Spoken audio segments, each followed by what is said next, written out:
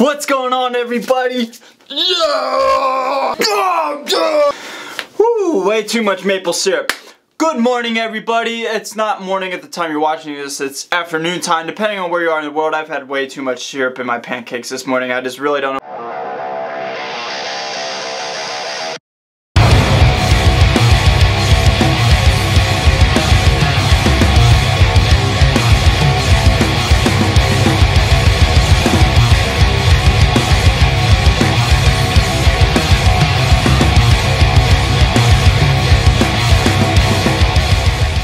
Thank you so much for joining me for today's video. Today is a huge day for me because yes, I am leaving the dark side that is digital modeling and plugins for a bit, and I'm going back to the almighty analog world.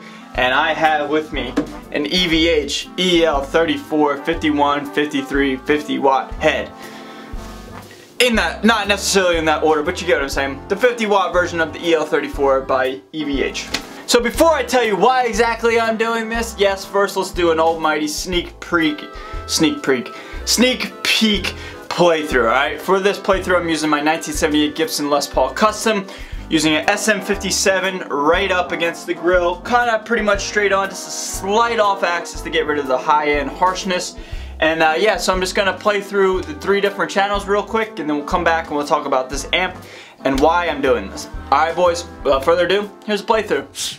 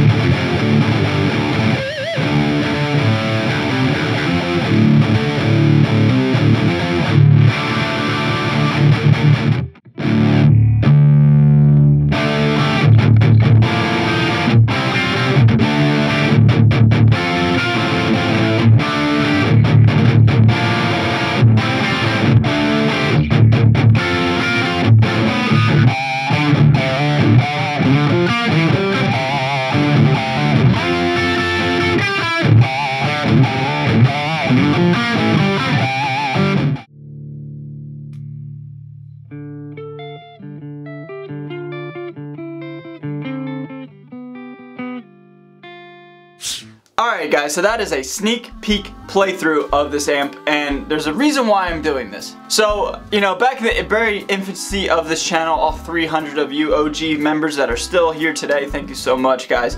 But yeah, I was using analog amps back in Fort Benning, Georgia, you know, real tube amps, whatever you want to call it, and I didn't have the means to crank it up and play it loud because I was in like this really giant, huge plantation house, you know, southern house, where it was all wood floors and there's absolutely zero way for me to dampen the sound. So all my mixes back then, not only did I not know what I was doing, but just the raw tones in general, I couldn't crank it and it just didn't sound right? So I had to go to plugins and Axe Effects just because I needed a way to have a nice sound, and tube amps just weren't feasible at the time. Now I'm fortunate enough to have a lovely fiance who lets me geek out on all my stuff.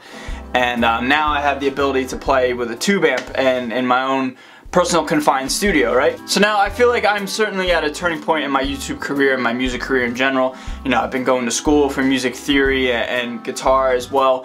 And now I've always been self-taught in terms of mixing and recording, but I'm starting to take more classes on that. And so the reason being I'm going back to tube stuff is because, yeah, modelers and plugins are all well and good, but honestly, when you're here on this platform and you're an influencer in the guitar community, which is something I'm striving for. I don't know if I'm quite there yet, but you get what I'm saying, right? I want to be able to have this skill in my tool belt, in my arsenal of things to teach, you know what I mean? You know, plugins and modelers are all so amazing, well and good, but by the end of the day, if you want to be a heavy hitter in the guitar community, you gotta know what you're doing in terms of real tube heads and real cabs, you know what I mean? So I want to be able to be one of those cats to be able to teach how to mic up, how to run an awesome tube head through a microphone, and how to make it sound absolutely killer without just hitting a little preset or just having a piece of, you know, $90 software on my computer. Again, nothing wrong with those platforms, those plugins, those modelers. They're all amazing, and I certainly love a lot of those companies like the STL Tones and the Neural DSP guys have been nothing but kind to me, and I absolutely love them. And one day, you know, I'd love to work with those guys. But hey, somebody's got to make those impulse responses. Somebody's got to make those modelers, right, and those plugins. And Glenn Fricker said it best. At the end of the day, somebody's got to do it, so why not be you? So guys, for this amp, yeah, you got the EL34 version of the 50 watt 53 with the black and gold. Looks absolutely amazing. And this cab I bought in just outside of Auburn, Alabama, back when I was stationed in Georgia. It's a 4x12 rectifier cab loaded with vintage 30s, and I've had no use for it, just been sitting at my mother's house for the longest time when I moved back home. But yeah, now I brought it down with me and just have one Shure SM57 mic, man, and we're good to go, boys. So guys, when I'm doing demos and when I'm doing my own stuff, my own Luna Muerta projects, I would love for this to be the main guitar on those projects, and it just I've tinkered with it for the last 24 hours and I've got it dialed in pretty good in my opinion. You know, you can always be better, but that quick playthrough is just a snapshot of things that come on this channel. So be on the lookout for this amp and my guitar cab here in the future, alright? If you just found me somehow, it's a rather obscure video to find me, but hey, if you just found me and you want to consider hitting that subscribe button to check out this bad boy here in the future, I really, really appreciate it. Alright boys, I am out of here. Stay metal, my dudes, and I will see you guys next time. Josh!